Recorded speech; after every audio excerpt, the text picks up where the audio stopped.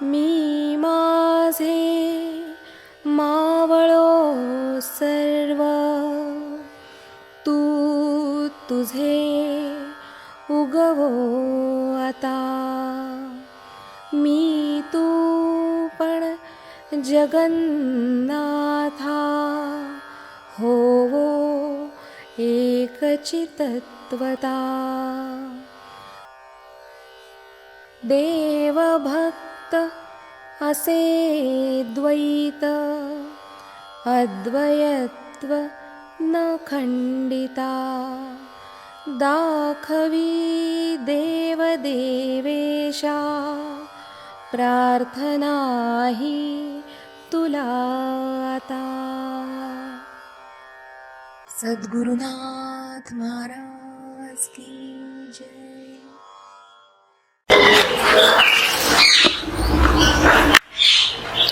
मया प्रसन्नेन तवार्जुनेदं रूपं परं दर्शितमात्म योगात्. तेजोमयं विश्वमनन्तमाद्यं यन्मे त्वत् अन्येन न दृष्टपूर्वम्.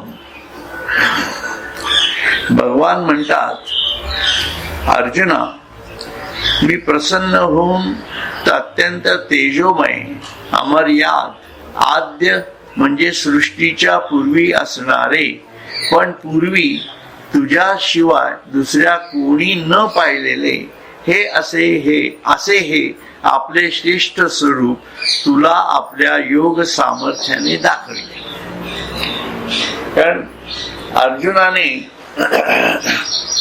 श्रीकृष्णाला विनंती केली की तुमचं हे संपूर्ण विश्वरूप दर्शनाचं मी अभिलाषा धरली आणि ती तुम्ही जाणून मला हे संपूर्ण तुमचं स्वरूप दाखवलं, परंतु हे तुमचं काळावर अधिष्ठित असणार आणि तुमच्या प्रकृतीच्या कार्यामधलं म्हणजे ब्रह्मांड निर्मितीच्या कार्याच्या स्थायी स्वरूपाचं स्वरूप तुम्ही मला दाखवलं. पण ते इतकं भयंकर आहे की त्याच्यामधलं सर्व स्वरूप हे सत्व, रज आणि तम या तीन जाणीवेच्या आविष्कारातलं आहे. शक्ती या तीनही आविष्कारातनं कार्य करते आणि त्या शक्तीमध्ये प्राकट्य आहे आणि अप्रकट पण आहे. ती अस्तित्व निर्माणही करते आहे आणि त्या अस्तित्वाला एक जीवन दानही देते काही प्रमाणामध्ये, आणि नंतर परत त्या अस्तित्वाला नाहीस पण करते आहे. असं हे वेगळंच, आणि त्याच्यामध्ये ही जी सगळी प्रक्रिया चालू आहे, या प्रक्रियेची भयावहता मला जास्त वेळ सहन होत नाही असं त्याला म्हणायचंय. कुठलीही व्यक्ती, एक साधारण बघा तुम्ही, आपली कुठली व्यक्ती असेल, तिचं काही ऑपरेशन असेल तर ऑपरेशन थिएटर मध्ये आपल्याला ते जाऊन देत नाहीत. कारण का? कारण त्याची प्रकृतीचं आतलं कार्य पाहण्याची क्षमता आपली नसते. ही तर केवढी मोठी वस्तुस्थिती आहे. त्यामुळे याच्यामध्ये आपल्याला फक्त बाह्य दुःख दिसतं, पण ते दुःख काय जाणीवेतनं आलेलं असतं हे त्याच्यासाठी ती जी हार्ट सर्जरी करावी लागते म्हणा किंवा कुठलीही सर्जरी म्हणा, ही जेव्हा ओपन केल्या जाते आपलं शरीर, तेव्हा ते किती भयावह असतं हे आपल्या लक्षात येईल. साधं कोणाचं सालड जरी निघालं असलं तरी आपल्याला ते बघायला नको वाटतं. वाहणार खून सुद्धा खरं तर ते आतनं वाहत आहे ना, मग ते बाहेर आलं तर आपल्याला का भयावह वाटायचं कारण आहे खरं तर. तुम्ही असा विचार करा की अर्जुनाला ते स्वरूप सगळं निर्मितीचं दिसत आहे, मग ते किती भयावह असेल तुम्ही मला सांगा. खूप वेगळं असतं ते. म्हणजे इवन एखादं बालक हे आईच्या गर्भात 9 महिन्याच्या अगोदरच जर बाहेर आलं तरीही ते सांभाळणं भयावह कल्पना आहे, लक्षात घ्या. त्या आईला सुद्धा सांभाळता येत नाही, ते त्याला इन्क्युबेटर मध्येच ठेवावं लागतं आणि ते बघायला खूप भीषण असतं ते. तुम्ही नुकतीच जन्मलेली तुमची डुकराची म्हणा, उंदरांची म्हणा, कावळ्या चिमण्यांची पिलं बघा कशी खाली पडतात ना. ती काही काही आपण पाहतो अंड फुटून ते असं विडलं, तुम्ही बऱ्याच लोकांनी पाहिलं असेल. आणि ते बघवत नाही, इतकं विचित्र आहे ते. त्या अंड्यात आहे म्हणून छान वाटत आहे ना. ही किती आपली वस्तुस्थिती आहे बघा ही. म्हणजे ती भयानकता कुठल्या स्वरूपातली असेल हे तुम्ही थोडस जाणून घ्या. म्हणून संतांनी जो मार्ग सांगितलेला आहे ईश्वर प्राप्तीचा, तो किती वेगळ्या प्रकारचा आहे हेही याच्यातनं लक्षात येईल. म्हणून विश्वरूप दर्शन जे अर्जुनाला सांगितलेलं आहे, दाखवल्या गेलेलं आहे, हे ईश्वराने कधीच कोणाला दाखवलेलं नव्हतं. त्याचं कारण तिथं दडलेलं आहे. कारण ते त्याच्या परमप्रेम स्वरूपाच्या जाणीवेतून त्यांनी दडवून ठेवलेलं आहे. आणि अर्जुना व्यतिरिक्त ते पुढे कुठल्या संतांना दिसलंही नाही बघा. कारण असं वर्णन फक्त ब्रह्मदेवाला दाखल, जे काय त्याला निर्मिती करायची होती. म्हणून त्या चतुश्लोकांमध्ये ते निर्मितीची जाणीव सर्व मांडलेली आहे. ते विश्वरूप दर्शन त्याच्यामध्ये ब्रह्मदेवाला करून देणं गरजेचं होतं, कारण तो त्याच्या कर्माचा महत्वाचा सिद्धांत होता. कारण त्याच्याकडनं विश्व निर्मिती करून घ्यायची होती आणि तसंच याच्याकडनं धर्म संस्थापना करून घ्यायची होती. किती बारीक आहेत ना या गोष्टी. आणि का ती धर्म संस्थापना करायची होती? आणि ती कृष्णाला त्याच्या जाणीवेतून करून घ्यायची होती. म्हणून न धरी शस्त्र करी, म्हणून त्याची जी निरंजन अवस्था आहे ती त्यांनी दाखवलेली होती. आणि त्या संपूर्ण युद्धभूमीचा आधार स्वतः तोच होता, आधार होता तो. आणि संपूर्ण रथ एक प्रकारे तो सांभाळतही होता. म्हणजे विश्वरचना बघा कशी चाललेली आहे. तुम्ही अशा दृष्टीने त्या भूमीवरती या पोहोचा, कुरुक्षेत्रावरती तुमच्या लक्षात येईल की हा न धरी शस्त्र करी म्हणणारा श्रीकृष्ण आहे. हा इथं तसा का? त्याच्या अगोदरच्या त्याच्या जीवनाचा जेव्हा आपण अभ्यास करतो तेव्हा त्याच्या त्या छोट्या डोमेन मध्ये, छोट्या सर्कल मध्ये त्यांनी सर्व कृत्य करून दाखवलेली आहेत, लक्षात घ्या. पण ते त्याचं छोटं अस्तित्व होतं. म्हणून संतांच्या छोट्या अस्तित्वामध्ये धर्म संस्थापनार्थातच कार्य चालतं. ज्ञानेश्वरांनी भिंत चालवली, ते त्यांच्या भूमिकेमधलं, त्यांच्या डोमेन मधलं कार्य होतं. पण विश्वासाठी पसायदान मागितलं. तिथं त्यांनी लोकांना मी सतत भिंत चालवत राहतो वगैरे असं काही सांगितलेलं नाहीये, लक्षात घ्या. हे कळलं पाहिजे ना आपल्याला. म्हणून कुरुक्षेत्रावरती आपण श्रीकृष्ण कसा समजून घ्यायला पाहिजे हेही कळलं पाहिजे. शिशुपालाला परमप्रेम स्वरूपाच्या जाणीवेतून 100 माफ केले त्यांनी. कंसाचे सर्व हत्या, म्हणजे तो अधर्माच्याच जाणीवेत नव्हता. पूतना मावशी तर त्याच्याच शक्तीचा प्रत्यय होता एक प्रकारे. हे सर्व त्याच्याच अघोरी शक्ती होत्या ना, या त्यांनीच निर्माण केलेल्या होत्या. त्याचाच त्यांनी वध केला. आणि ते त्याचं खूप वैयक्तिक स्वरूपात, म्हणून मी त्याच्या छोट्या डोमेन मधलं कार्य असं म्हटलं. परंतु त्याचं जे वैश्विक स्वरूपातलं कार्य होतं ते कुरुक्षेत्रावर, आणि त्याला मानवाच्याच आधारातनं धर्म संस्थापना करून दाखवायची होती. His target was like that. म्हणून जगद्गुरु जर कोणी असेल तर भगवान श्रीकृष्णांना मानावं. त्याचं कारण तिथं दडलेली आहे. कारण एका त्या भूमीवरती एका बाजूला अधर्म होता आणि एका बाजूला धर्माला पाठिंबा देणारी लोक होती. बघा, दोन शब्दात फरक आहे. अधर्माचा तर व्यापार पूर्णपणे एका बाजूला गेला होता आणि एका बाजूला धर्मनिष्ठ लोक होती. पण ती सगळी ईश्वर भक्तांची मांदियाळी होती का? तसंही नव्हे.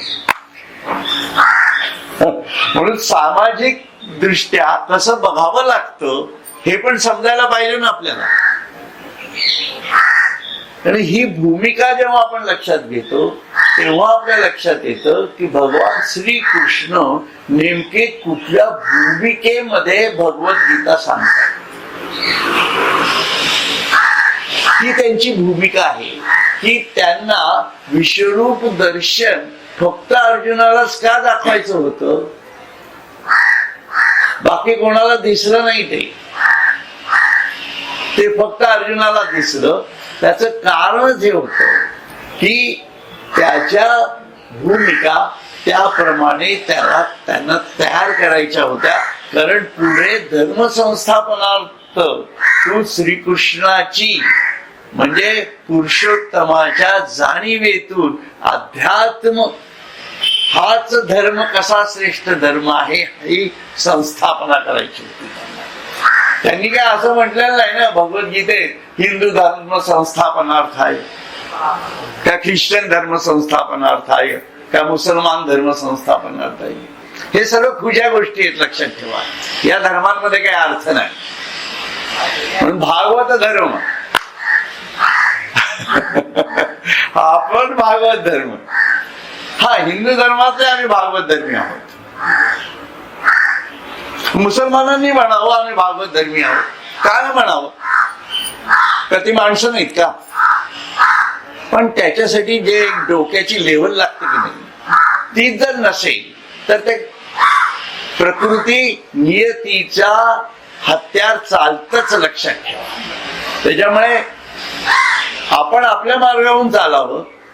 आपण त्या मार्गाला पडण्याचं कारण नाही. तो आपला मार्ग नव्हे असं का मी म्हणतो, असं संत लोक का म्हणतात? कारण हे ईश्वराचं कार्य असतं. तुम्ही साधा विचार करा, श्रीकृष्णाच्या जन्माच्याही अगोदर पासून केवढ्या प्रकारे अधर्म चालला होता. कंस त्याच्या अगोदरच आला होता ना. राक्षस सर्व त्याच्या अगोदरच वृत्ती तयार झाली होती ना. आणि त्याच्या हयातीमध्येच धर्माचं आणि अधर्माचं विभाजन झालं होतं ना. पण त्याला तो रोखू शकला का?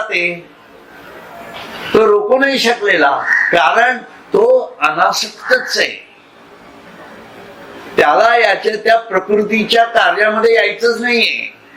म्हणून धर्मक्षेत्रे कुरुक्षेत्रे हे प्रकृतीचं कार्य लक्षात घ्या. पण त्याचा आधार, आध्यात्मिक आधार श्रीकृष्णाच्या रूपाने तिथं आहे. असं बघावं लागणार आहे आपल्याला. त्यामुळे प्रकृतीचंच कार्य अगोदर श्रीकृष्णाने अर्जुनाला दाखवलं. कारण प्रकृतीच्या थेट कार्याची ती सीमा होती की त्यानंतर प्रकृती जी इतके दिवस मागे गेली होती ती पुढे येणार होती. दॅट इज धर्म संस्थापनार्थ. प्रकृती मागे सरकली होती ना. प्रकृतीची नैतिक मूल्य कमी झालेली होती. याचाच अर्थ प्रकृती अज्ञानात गेलेली होती. प्रकृती म्हणजे ही संपूर्ण निर्मिती त्या काळाची झालेली असेल ती अज्ञानात गेलेली होती. आणि तो पॉइंट बरोबर कुरुक्षेत्रावरती असा आला होता की आता एका बाजूला अधर्म होता आणि एका बाजूला धर्माला मानणारी लोक होती. इकडच्या बाजूला धर्माला मानणारी लोक होती, परंतु त्या अधर्माच्या आधिपत्याखाली होती.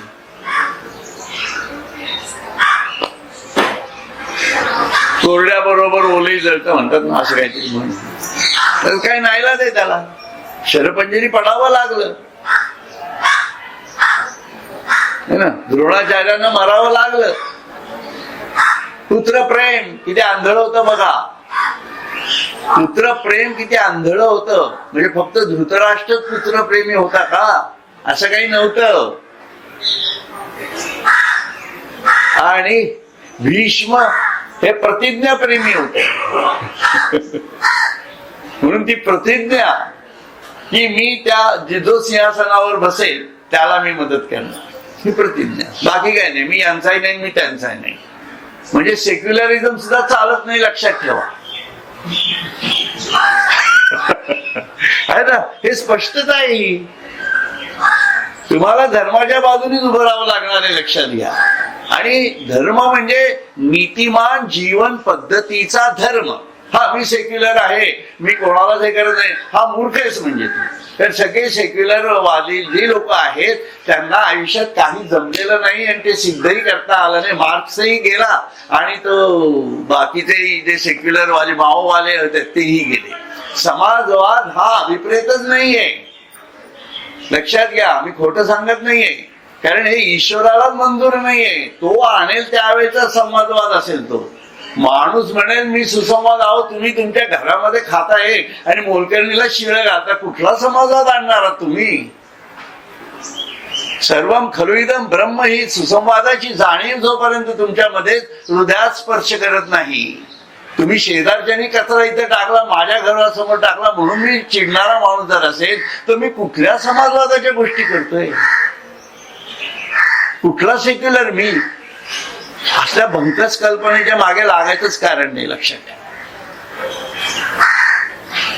पण भागवत धर्म आचरण, ईश्वराला समजून घ्या म्हणजे सगळं कळतंय बरोबर. हे असं का ते तसं का, नियती आहे, नियतीच्या चक्राप्रमाणे चालणार आहे. जेव्हा तिच्या चक्राप्रमाणे एखाद्या गोष्टी वेगळ्या व्हायच्या असतील त्या होणार. त्या तुम्ही म्हणताय म्हणून कोणीतरी त्याच्यासाठी कार्य करण्यासाठी कोणाला तरी ती पुढे करेल, पण ते नियतीचं कार्य त्याला करणंच भाग आहे. मग तिथं तो आडवं पाहणार नाही बघा. म्हणून नियतीचं अज्ञान, अज्ञानातनं कार्य करणारी लोक आहेतच ना. किती अज्ञानी लोक असतात ना, बघा की. मी तर मागे एकदा एक व्हिडिओ पाहिला होता, त्याच्यामध्ये समुद्राच्या काठावरती त्या 10 लोकांना उभं केलं होतं किनाऱ्यावरती आणि त्यांच्या डोक्यावरती हे घातले जातात हे, आणि या कोण तालिबान का कोण या अतिरेक्यांनी त्यांचे डायरेक्ट गळे कापले तिथे आणि सगळं फेकून दिलं तिथे. सगळा समुद्र लाल लाल झाला 15-20 लोकांना. हा काय काय म्हणायचं याला? पण याचा अर्थ असा नाही की इथं ईश्वराचं लक्ष नाही किंवा प्रकृतीचं लक्ष नाही. असत, सर्व बरोबर असत, कारण तो समाजच एक प्रकारे वेगळ्या भूमिकेतनं प्रकृतीला न्यावा लागतो. लक्षात घ्या. आपण ती माणसं मेली म्हणून आपल्याला दुःख वाटतं एवढं आहे की नाही? तुम्ही मला सांगा, पण आपणच रोज किती बकऱ्या कापता, कोंबड्या कापता, होत ना? मग त्याचं नाही दुःख वाटत आपल्याला कधी? त्याचं का नाही वाटत बरं दुःख? का ते जीव नाही, त्यांना बोलता येत नाही म्हणून? मग याला तुम्ही समाजवाद म्हणाल का? तुम्हीच सांगा. हा अन्यायच नाही का? म्हणजे हा अन्याय आपल्या आयुष्यात आपण कधीतरी केलेला असतो, म्हणूनच आपल्याला या जन्मात मरण येत असतं. लक्षात ठेवा. म्हणूनच जीवात्मे हे शांत आहे, त्यांना अंत आहे. त्याचं कारणच हे आहे, कारण ही सायकलच आहे आणि ती बरोबर प्रकृतीच्या नियमाच्या कायद्यानेच चालते. आणि म्हणूनच ईश्वर जो करत असतो तो निर्दोष न्यायच असतो. वृतात त्याचं कारण तिथं दडलेलं आहे. मग भगवान श्रीकृष्णाला काही भीष्मांबद्दल प्रेम नव्हतं का? होत की. दुर्योधनाच्या मांड्या फोडताना श्रीकृष्णाने सांगितलं ना इथं मार म्हणून. मग मांड्या फोडताना रक्ताच्या चिळकांड्या उडताना श्रीकृष्णानेच पाहिलं ना. मग त्याला कळत नव्हतं असं वाटतं का आपल्याला? मऊ मेळा होऊन आम्ही विष्णुदास कठीण प्रजासी मार्गायचे. विंचू देवाऱ्याशी आला की तो ठोकला समजा त्याला. म्हणून विंचू कळावा लागतो. मी मागच्या वेळेस तेच सांगितलं. आपले लोक, आपल्या घरातले लोक विंचू असतात. म्हणून साधना करताना खूप सांभाळून साधना करावी लागते. म्हणून नातवंड ही सुद्धा एक प्रकारे साधनेला व्यत्यय असतात. घरात लग्न होतात ना, नव्या सुना येतात, सर्व होतं, पण तीच अडचण होऊन बसते अध्यात्माला. कळत नाही. बायकांना त्यातच बरं वाटतं की चला सुनबाई आली माझी, अजून कोण आलं माझं, अजून कोण आलं, आहे ना. आपल्याच गोष्टी आपल्या आड येतात. आपलीच बायको आड येते, आपलाच नवरा आड येतो आणि मान्य करावं लागतं, त्याच्याप्रमाणे चालावं लागतं. हे सगळे विंचू असतात, लक्षात. हे सगळे विंचू समजले पाहिजेत कुठेतरी. बरोबर आहे ना वर्धे सर? जगनाने सर बरोबर आहे ना मी काय म्हणतोय ते? हा, मोठ्या अनुभवी लोकांना विचारावं लागतं ना. त्रास होतो या लोकांचा. म्हणजे पण त्रास म्हणजे आपण साधना करत असू तर त्रास होतोच, आणि आपण समजा कुठे कामाला असू तरीही त्या कामाच्या आड असतातच. मग तिथं आपण सारतो, कारण ती देह बुद्धीची आपली जाणीव असते. मी स्वयंपाक करते गप्प,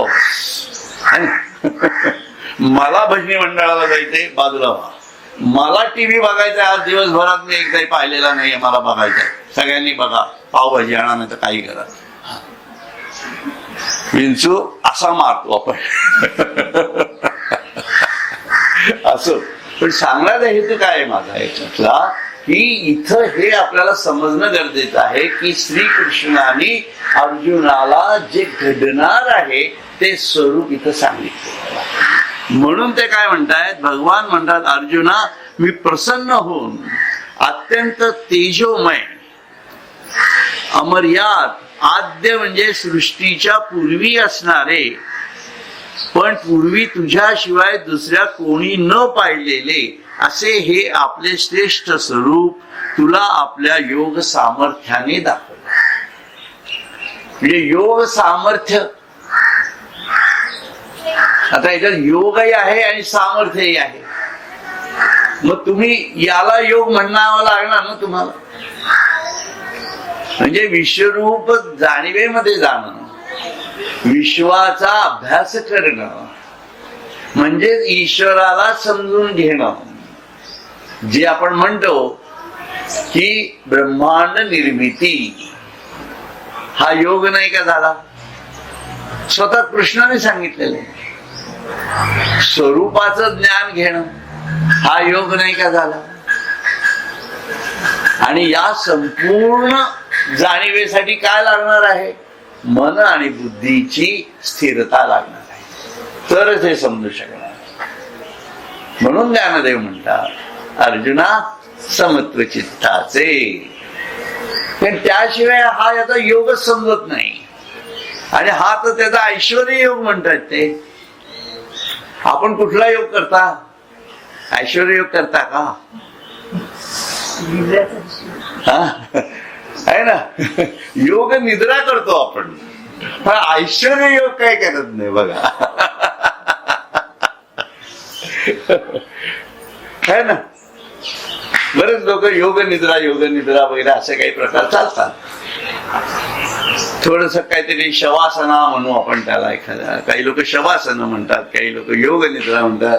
काय खरं काय खोटं मला काही त्यात पडायचं नाही. हा ज्याने त्यांनी समजून घ्यायचा विषय आहे. म्हणून मी मरून बघा म्हणतो. हे जास्त सोपं आहे की नाही? की कळतं तरी की कोण नेणार आहे, माझा मुलगा कसा नेणार आहे, माझी बायको काय रडणार आहे, माझा नवरा काय करणार आहे, मला कसं जाणार आहे, चाललं मी जळत जळत चाललोय वगैरे वगैरे. या गोष्टी किमान माणूस विचार तर करतो ना. म्हणून हे मरणाचे स्मरण असावे. असो, पण सांगण्याचा हेतू काय माझा, की त्याची जी योग सामर्थ्य आहे, आणि सामर्थ्य काय आहे, कारण ही सामर्थ्याची चळवळच आहे. स्वामी स्वरूपानंद काय म्हणतात, अवघे हरिमय योग बळे, स्पष्ट म्हटलेलं आहे नाही का. त्यामुळे हे जे बळ आहे, हे सर्व बळ शक्तीचं बळ आहे, आत्मशोधाच्या जाणीवेचं बळ आहे. म्हणून योग जर आपण करत असू, म्हणजे साधना जर आपण करत असू, तर आत्मशोधाची शक्तीचं जागरण करावंच लागणार आहे. हे आत्मशोधाच्या शक्तीचं जागरण, यासाठीच हा संपूर्ण ज्ञानेश्वरीचा अभ्यास आहे. लक्षात घ्या, यातून नेमकं आपल्याला काय शिकायचं आहे, काय बघायचं आहे, हे कळलं पाहिजे. यासाठी म्हणून ते म्हणणं, पण पूर्वी तुझ्याशिवाय दुसऱ्या कोणी न पाहिलेले असे हे आपले श्रेष्ठ स्वरूप. त्याचं हे श्रेष्ठ स्वरूप आहे. श्रेष्ठ म्हणजे कुठलं, की त्याच्या खाली जे आहे ते सर्व कनिष्ठ आहे. म्हणून परा आणि पुरुषोत्तम हे त्याचं श्रेष्ठ स्वरूप, आणि त्याच्या खाली परा अपरा झाली की सगळं अपरेचं कार्य. म्हणून साधकाच्या दृष्टीने, आध्यात्मिक जाणीवेच्या दृष्टीने श्रेष्ठ स्वरूप कुठलं, पांडुरंगाचं, पुरुषोत्तमाचं. पण ते निर्गुण जाणीवेचं कळलं पाहिजे. आणला का लेख तुम्ही, आणला? हा हा, त्याचं एक वाक्य मी सांगतो तुम्हाला.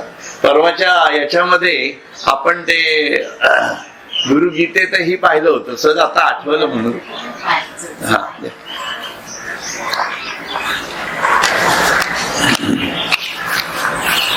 काय म्हणतात बघा, पांडुरंगावरनं आठवण झाली. विटेवरी उभा, विटेवरी मूर्ती दिसे ती सगुण, सगुण का निर्गुण म्हणू दादा,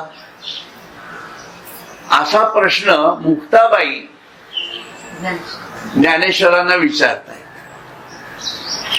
म्हणजे मुक्ताबाईला माहिती नव्हतं का? ते माहिती होतं, कारण तिनेच नामदेवाला हे केलेलं आहे. तिला माहिती नव्हतं अशाचा भाग नाही, परंतु ज्ञानदेवांच्या जाणीवेच्या भूमिका कुठल्या प्रकारच्या आहेत हिचा, तर ती हुशार होती. धाकटी बहीण हुशार असते, लक्षात ठेवा, आहे ना. हा, अनुभव आलेली असते ती, आणि ती शक्तीचं स्वरूप होतं, जितक्यालाच होती ती, आहे की नाही. तर त्या याच्यामध्ये तिला हे माहित पाहिजे होतं की नेमकं ज्ञानेश्वर भगवान विष्णू आहेत, तर यांना हे विचारूयात की तुमचं स्वरूप तुम्ही कसं पाहिलं. फार भारी आहे ना, एकदम वंडरफुल सीन आहे बघा. तुम्ही तुमच्या डोळ्यासमोर आणला तर तुमच्या लक्षात येईल बरं का. आणि ज्ञानदेव काय, ते तर म्हणजे मुक्ताबाईचे पुढे गेलेले म्हणजे मुक्ताबाई स्वयंभू त्यांचाच शक्तीचा प्रकार होता असंही म्हणायला हरकत. निर्गुण जाणीवेतनं जर विचार केला, म्हणून पांडुरंगाची मूर्ती जी आहे ती एकटीच का तिथं असते, रुक्मिणी का नाही, कारण ते शिवशक्ती समावेशनाचीच भूमिका आहे असं समजून घेतलं तर आपल्या लक्षात येईल का ती एकटीच मूर्ती आहे. म्हणजे पांडुरंग रुक्मिणीशिवाय असूच शकत नाही.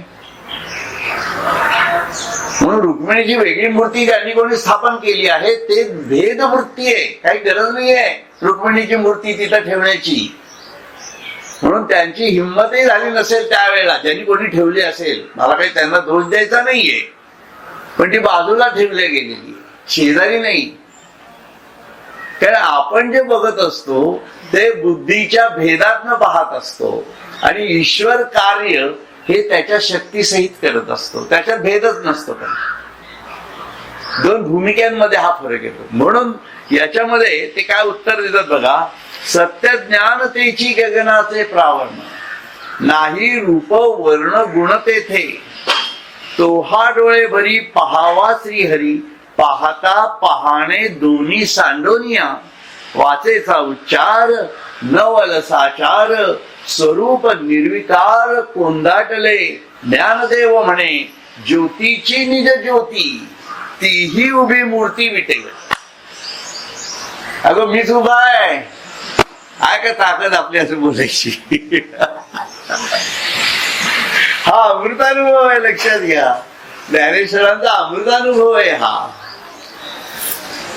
पण हे सत्याचा स्पर्श नव्हे मीच सत्य, डोळ्यांचा डोळा नव्हे मीच डोळा, थोडी भूमिका आहे ही, है ना. शब्द स्पर्श रूप रस गंध याच्यातून येणाऱ्या सर्व जाणीवा मी स्वतः ईश्वर होऊन ईश्वराच्या भूमिकेतून मी सतत उपभोगतच असतो. हे माझा ऐश्वर्य योग आहे. बघा संतांनी कसं वर्णन केलं, कुठं जातो ऐश्वर्य योग. मी नंतर वाचून दाखवीन तुम्हाला. नंतर हा मी एक भुसावळला एक ज्ञानेश्वर संजीवन मंडळ म्हणून आहे त्यांचं, नंतर घ्या ज्ञानेश्वरी संजीवन मंडळ आहे. तिथं मागे माझी एक 4-5 वर्षापूर्वी लेक्चर झाली होती. 4 दिवस सलग लेक्चर्स होती तिथं. असाच खूप मस्त छान 300-400 लोक होते आणि असा एकदम सुंदर असा कार्यक्रम झाला होता. लोकांनी मला नंतर बोलवायचं या परत या म्हणत होते, परंतु करोना हे सगळं नंतर त्याच्यात ते थोडे झालं. पण त्यांचा आता हे आहे काहीतरी 75 का काहीतरी वर्षाचं काहीतरी आहे सोहळा. तर त्यांनी मला लेख मागितलाय म्हणून मी तो लेख त्याच्यामध्ये लिहून दिला. तो तुम्हाला नंतर वाचनीय आहे तो लेख. असो, पण सांगण्याचा हेतू काय माझा की हे योग सामर्थ्याने दाखवलं मुक्ताबाईला, ज्योतीची निज ज्योती. ही आत्मपूर्णत्वच नाही का, है ना. ही आत्मपूर्णत्वाची भूमिका आहे. म्हणून हा अमृतानुभव आहे सगळा. याच्यातनं ज्ञानेश्वर महाराज काय म्हणतात बघा, या अर्जुनाची या बोला विश्वरूपा विस्मयो दाहला, म्हणे ऐसा नाही देखिला धसाळ कोणी, कोण हे वस्तू पावला आहासी, तया लाभाचा तोष न घेसी, मा भेणे काय नेणी बोलसी हेकड ऐसा. अर्जुनाचे हे म्हणणे ऐकून विश्वरूप भगवंताला आश्चर्य वाटले. आता यांनी थोडी भूमिका बदलली बघा ज्ञानेश्वर महाराजांनी. ते काय म्हणतायत की अर्जुनाने जेव्हा असा प्रश्न विचारला की आता तुझं हे बस झालं, थोडक्यामध्ये मला हे आता भगवत नाही रूप, तर तू ईश्वराला आश्चर्य वाटलं.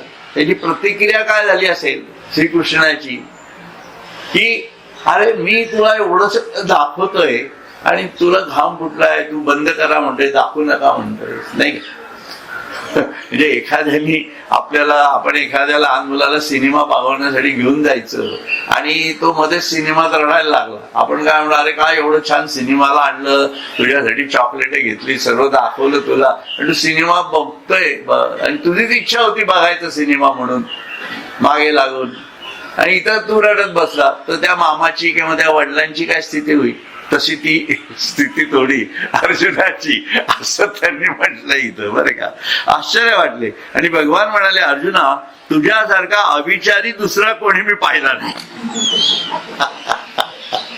तुझ्यासारखा अविचारी कोणी मी पाहिला नाही. बरं का, अरे केवढी ही थोर वस्तू तुला प्राप्त झाली, त्याच्या लाभाचा संतोष तुला होत नाही. एवढं तुला मी घेऊन आलो इथं दाखवते, त्याचा काय आनंद नाही तुला. आणि त्या रूपाच्या दर्शनाने भयभीत होऊन एखाद्या दुराग्रही माणसाप्रमाणे हे काय बोलत आहेस, कळत नाही मला हे, असं म्हणतात श्रीकृष्ण. श्रीकृष्णाची प्रतिक्रिया म्हणजे जेव्हा, आणि हे आपल्याही थोडीफार अशी प्रतिक्रिया आपल्या मनातही येईल, असं काही नाहीये. कारण आपण काय दुरून डोंगर साजरेत आपल्याला. अर्जुनाची भयानकता काय आहे याचं मी विदारक चित्र तुमच्या समोर अगोदर मुद्दामून उभं केलं. तिथं का घाबरला, परंतु ते सगळं चालू होतं, हे सगळं ठीक आहे, पण श्रीकृष्णाचं विश्वरूप दर्शन दिसतंय ना, असा पण एक भाव आपल्या समोर येऊ शकतो. तर त्या भूमिकेतनं ते म्हणतायत की आम्ही सावियाची जे प्रसन्न होणे ते अंगची वरी म्हणे देणे वाचोनी जीव असे वेचणे कवणासी गाव. खरोखर आम्ही जेव्हा प्रसन्न होतो म्हणजे आता आम्ही सावियाची जे प्रसन्न होणे म्हणजे आम्ही आता जेव्हा प्रसन्न होतो आम्ही म्हणजे श्रीकृष्ण तेव्हा सर्व आपल्या शरीरासह त्याच्या स्वाधीन होतो. भगवंताचं असं आहे प्रसन्नते वाचून असा जीवभाव आम्ही कोणा करताच वेचत नसतो. तुला जे दाखवलं आहे याचाच अर्थ असा आहे की आम्ही आमच्या सर्व गुणांसहित तुझ्यावर प्रसन्न झालेलो आहे. भगवान देत आहे ते छप्पर फाडके देत आहे. हे छप्पर म्हणजे खरं छप्पर सगळं फाडूनच टाकलं त्यांनी सगळं रूप दाखवलं असं ते म्हणत आहे. पण हे कसं आहे माहितीये का की अनुभूतीच्या याच्यातनं जाणीवेतून माणसानी ही साधना जरूर करावी. कारण एकदा का तुम्ही त्या प्रत्ययाच्या भूमिकेत जायला लागलात ना की जीवन जगताना आपल्याला सातत्याने हे जाणवतं की ईश्वर आपल्या बरोबर आहे, ईश्वर आपल्या पाठीशी आहे आणि ईश्वरच आपलं सर्व करतो आहे आणि आपल्याला जे जे भेटेल भूत त्याशी मानी नाही तोच असे भगवंत. त्याशी मानी भगवंत ही साधकाची स्थिती झाली पण तोच असे भगवंत ही सिद्धाची भूमिका तयार व्हायला. तर या दोन भूमिकेमधनं ईश्वर खरंच कसा प्रेममय आहे हे समजून घ्यावं लागतं. कारण तो सर्व खलुइदं ब्रह्मच आहे ना. त्यामुळे आपण सर्वजण त्या कीर्तनात जर असाल तर आपल्यालाही हा अनुभव येतो की आपल्या जीवनात ज्या घटना घडत जातात त्याचा कार्यभाग ईश्वरावर सोडून दिला की ऑटोमॅटिक सर्व घडत जात आणि त्याच्यातनं अहंकार निर्माण व्हायचा विषयच येत नाही काही. मला आज सकाळी आमचं बोलणं झालं माझं की अध्यात्माचा अहंकार येऊ शकतो का असा जेव्हा मी विचार करतो तेव्हा मला असं लक्षात येते की अध्यात्माचा अहंकार यायचं काही कारणच नाही खरं. कारण अहंकार काय यायचं कारण नाही असं मी म्हणतो. मला जेव्हा माझं सगळं स्वरूप कळतं आहे ना आणि त्याच्यामध्ये मी काहीच करत नसतो हे जाणवतं ना. सगळं आपलं रक्ताभिसरण आहे, जे काय खातोय ते पचत आहे, आपण रोज करतो नाही, रोज खातो रोज पचतो, कोण पचवतं? हे सगळं जेव्हा आपण ज्ञानाच्या जाणीवेतनं समजून घ्यायला लागतो तेव्हा आपण काहीच करत नसतो हे कळतं. मग याने अहंकार वाढेल का? याने अहंकार कसा वाढेल असा माझा दावा आहे. मी काय असं म्हणत नाही पण माझा असा दावा आहे. म्हणजे असं असावं असंही आपण अभिप्राय देऊ. जेव्हा संपूर्ण विश्व रचना आपण पाहतो तेव्हा याच्यात मी काहीच जर केलेलं नाहीये आहे ना. माझी आणि जगणाऱ्यांची काय ओळखच नाही कधी झालेली पण तरीही ते रोज येतात मला ऐकतं काय येतच असतील ते गृहस्थ. याने मला अहंकार वाढेल असं वाटतं आपल्याला. का वाढावा असं मला म्हणायचं आहे ना. तुम्ही इथं समोर येत आहात म्हणजे माझ्या दृष्टीने मी विचार करतो, तुमच्या दृष्टीने तुम्ही विचार करा. तुम्ही इथं येता, जे ज्ञान तुम्हाला मिळतं त्याच्यातनं तुमचा अहंकार वाढायचं काय कारण आहे? काय कारण? मी ज्ञानेश्वरी वाचतो, ज्ञानेश्वरांचं सांगितलेल्या गोष्टी मला जेव्हा समजतात आणि त्यांचं मोठेपण मला दिसतो, जेव्हा श्रीकृष्ण मला अशा प्रकारे कुरुक्षेत्रावर दिसतो तर श्रीकृष्णाचं हे भयंकर स्वरूप पाहतो तेव्हा माझा अहंकार वाढायचं कारण काय?